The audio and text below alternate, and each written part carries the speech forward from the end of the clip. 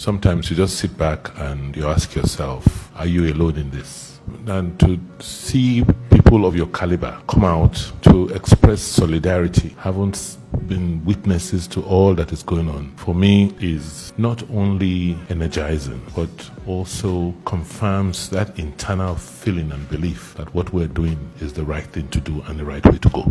You're all witnesses to what has happened, and I'm sure you'll ask, what exactly is going on? And it is not difficult to fathom. Most of us grew up in this state. This is home for us. And this is not where we grew up. And this is not how we grew up. When the change occurred in 2016, I had no doubts in my mind that I should jump into the fray to continue the reform which we had started. But what I didn't realize was that the rot was so deep and fundamental. And it was not just a rot that expressed it, just you saw its physical expression, but it was becoming cultural. In the country, you come in here, you cannot drive through the city. You had warlords that had taken possession. When we had to clear Lagos Street, we found out that people had erected stores, shops on Lagos Street.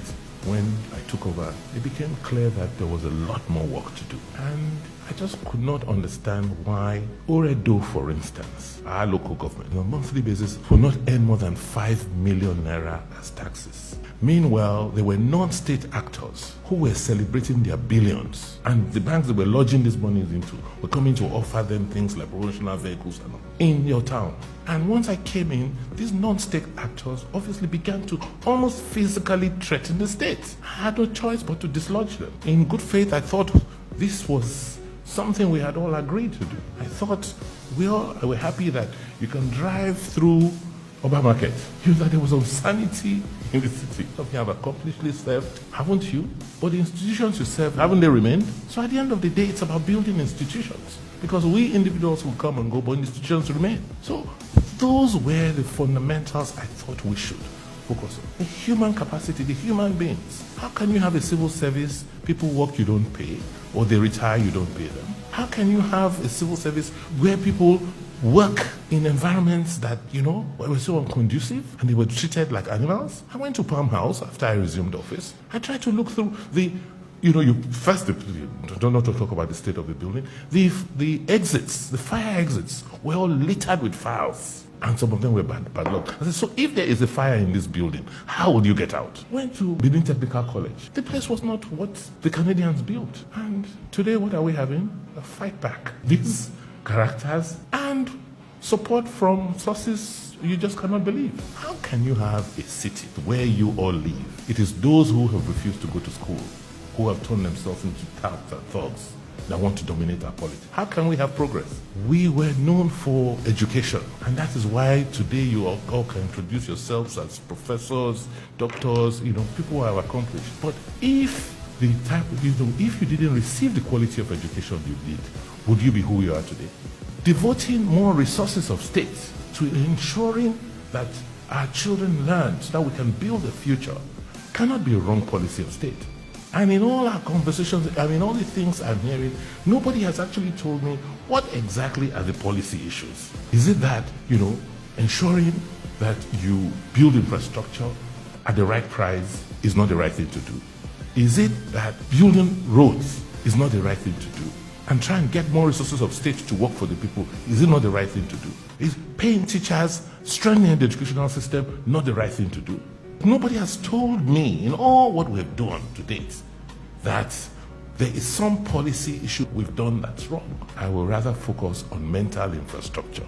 Thank God that we have people like you, people who understand what we're doing. But I think it's time to speak up. That's why I'm excited, I'm happy that you have decided to speak up. If anybody imagines that I will back off, they must be dreaming. Because it's not my fight. It's not Godwin Obaseki's fight. It's about a fight for the right thing. The fight for the right cause. That is what it is. Because I am clear and I'm certain that victory is ours. For any group of people that want to develop, will you eat the yam seed or try and grow the yam seed? We're 4 million people today.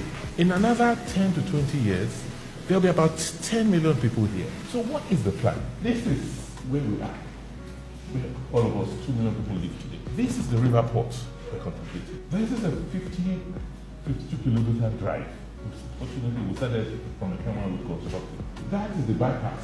We have to now reconnect the bypass so that we can make the city of 40 kilometers in radius. That is the industrial park. We are planning out all of these areas.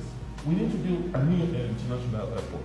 We need to have a logistic park. We need to have a technology area, technology center. It is these advantages which we've had in history that have created the opportunities we've always enjoyed. But people who don't know now say they want to be in charge. And for them, they want to do it by any means necessary because they feel many of us will not fight. We are too obeying.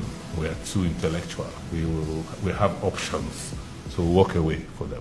But I just want to assure you that we're not walking away. I've said it clearly and I told my cabinet yesterday. Second term for me is non-negotiable. I am demanding it because I deserve it. I think I've earned it. We need to have it so that we can continue with what we're doing today. So I want to thank you and assure you that I'm here and I would like us to continue to have these conversations and I need to give you a lot more information. It's our government, it's not my government alone. Thank you.